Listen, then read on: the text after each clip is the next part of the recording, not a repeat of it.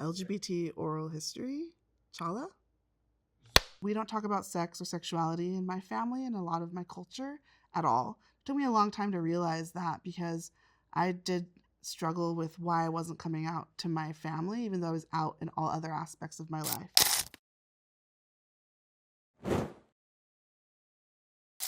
I'm Christina Chala. I use she, her, or they, them pronouns.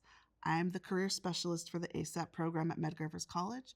I'm also the co-chair of the Medgar Evers College LGBTQIA Advisory Council, and I'm our campus liaison for the CUNY LGBTQI Consortium. I also am one of our representatives for the CUNY LGBTQI Council. I co-chair the outreach subcommittee. My family background is I'm half Arab Chilean and half Bulgarian American. I'm not from Brooklyn. I'm originally from Southern California.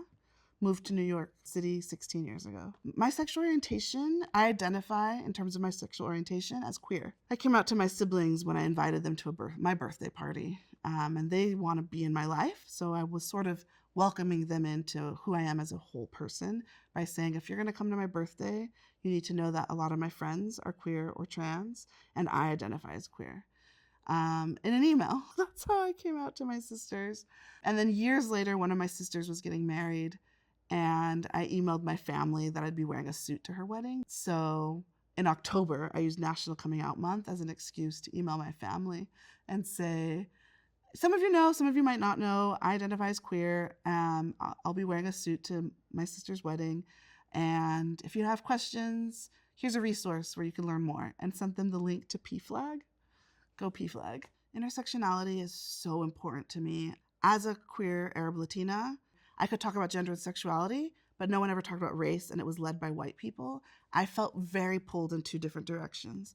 So learning about intersectionality in my women's studies and gender studies classes was my life. Oh, we are all a complex mosaic of multiple identities. I don't enter a room as one thing at a time. I'm all these things, and I have a unique position in society. And in contrast, I think it's actually really important that my students meet someone who's out and proud so that they don't feel so alone and they know there's someone they can talk to.